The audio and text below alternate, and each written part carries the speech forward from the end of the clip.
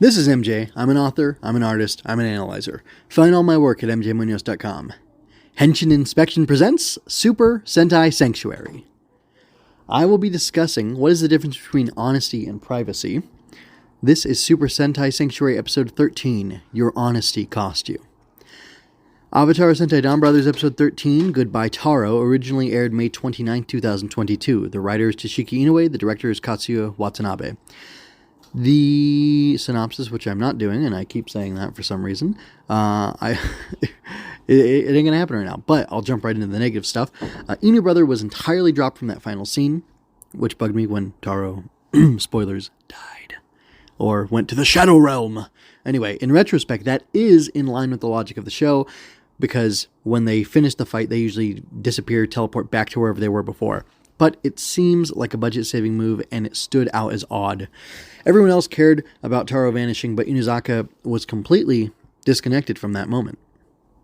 Positive. The exposition from the villains was cool. The theories have been confirmed, but that based pigeon, dog, and clownfish have brought up new questions. So did Taro's apparent death at the end of the episode. Direction. Sonoi's actor acting opposite a pigeon is the ostentatious flavor of toku that makes me adore these Henshin hero shows. On the writing, the frenemy relationship between Sonoi and Taro is so delicious. What am I talking about? In Seven Figure Fiction, author T. Taylor talks about the story elements or details that delight people across culture, genre, and medium. She calls these so-called universal fiction elements butter. Because when it comes to most food, butter makes it better. This example in Donbrothers is dripping with universal fiction butter. And I'm going to list all the different universal fiction elements that make this so cool. Taro is a secret prince. Taro is the lone survivor orphan of his family, unless his relative is the sixth Donbrother, or unless a relative of his is the sixth Donbrother. It sounds like Sonoi and the other two Cerebrans are also scions of a royal family of Ideon, which means that they're like equals, they're peers, and they had this instant friendship. So Taro and Sonoi were fast friends, encouraging each other to overcome their trials that they didn't know centered around each other.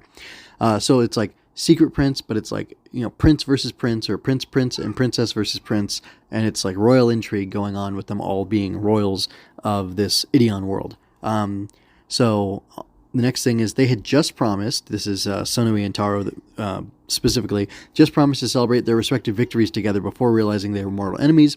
And the last thing for now is they accepted their fates and sought to kill each other despite their friendship because they just had to. I guess that is duty over love or desire, which is an old conflict for writing, for a character to have internal conflict. But they both have that internal conflict, and they're both willing to commit to fighting each other to the death in order to accomplish their goals, despite the fact that they had this budding friendship and they valued each other so much as people, which is interesting. I mean, there's a lot of other stuff I could spin off on, but I'm actually trying to be really quick about this particular recording, so I think I'm going to have to hold myself back, except to say there's another universal fiction fantasy or universal fantasy thing going on in the show, which is you've got Miho and, oh man, I can remember her name, Natsumi, being played by the same actress. It's the same character, maybe. Natsumi was going to be a beautician, and Miho actually is one, and that's weird.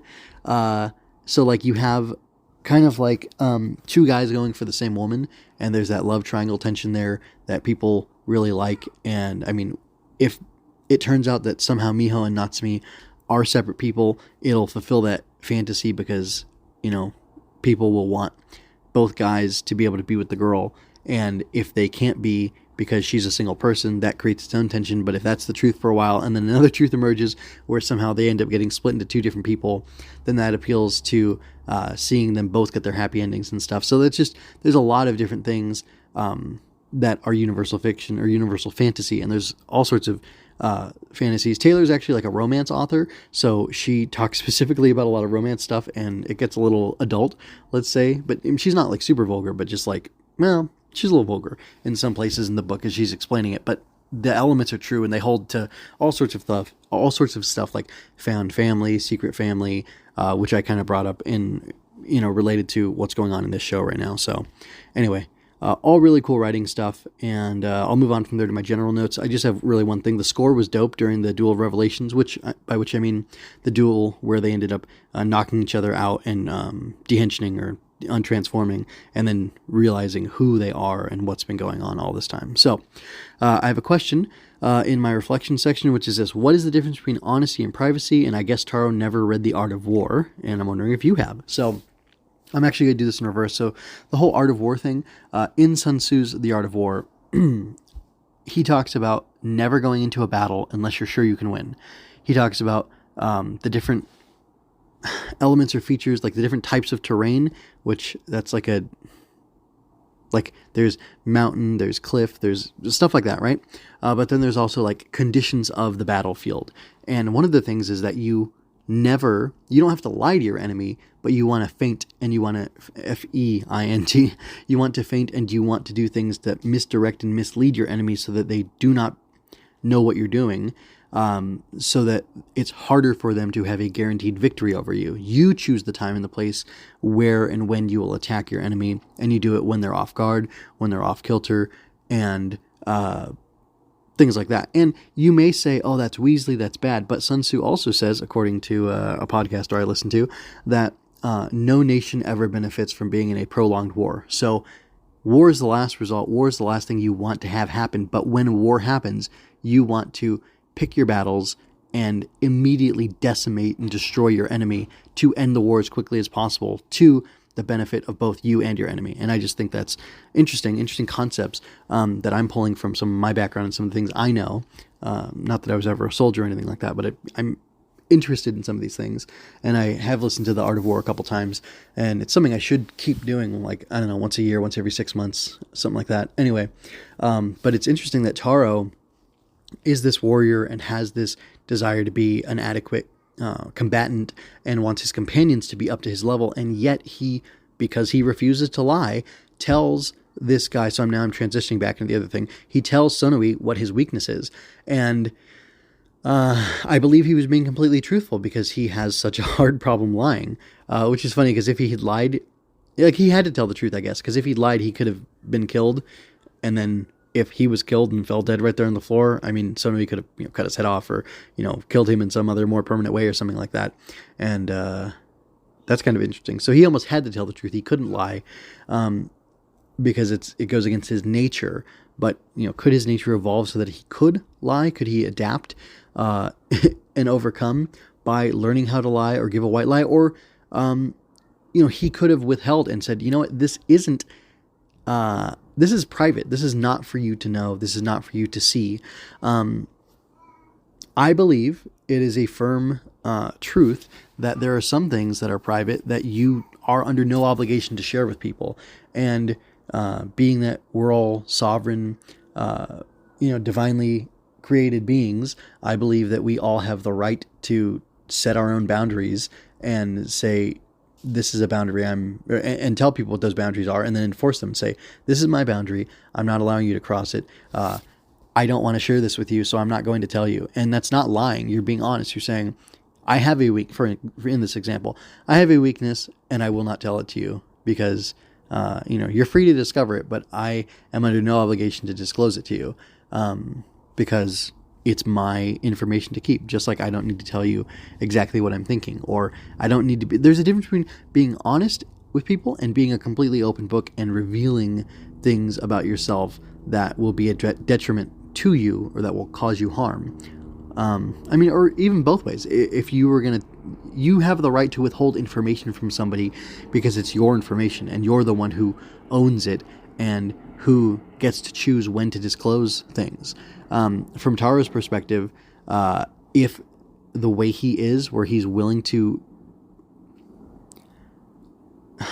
jettison his privacy or not stand his ground and withhold his privacy, then it doesn't really make sense that he would not just let somebody kill him on purpose. Like, oh, I'm just going to lay here and let you kill me because you want to.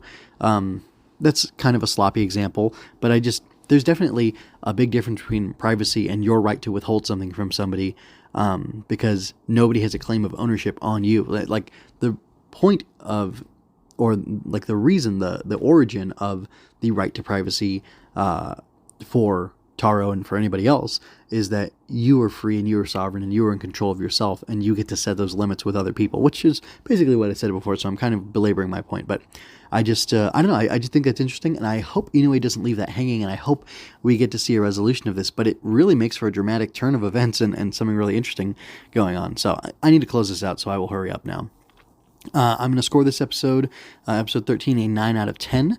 The exposition dump, yeah, I spelled that wrong, so I'm throwing myself off reading my notes. The exposition dump, new questions raised, the shocking twists, and the cool action all made this a fabulous episode. I was entertained, engaged, and rocked. I'm trying to figure out what's going to happen, and I am thrilled the next episode is coming out soon. Also, Inoue's use of Universal or UF butter is great. No wonder Kiva was so great. It was slathered in all this goodness, too. So, again, because of the reality of when these episodes are coming out and how they're coming out, my creator spotlight is just my own Holy Heroes Superhero Universe business plan. I do have a video almost ready to be published. I just need to do some commentary over it, and then that'll be coming up soonish. But I do plan on getting back to one of the creators, like a director or maybe a suit actor from this show, before I just shamelessly promote myself again. So that's all I have to say about this episode. I ask that you would go ahead and go to mjmunoz.com for the full show notes and to check out the Author, Artist, Analyzer tab, find all the other review and analysis shows I'm doing, and get them sourced there. I'm also, I'm updating things with where I have my shows hosted.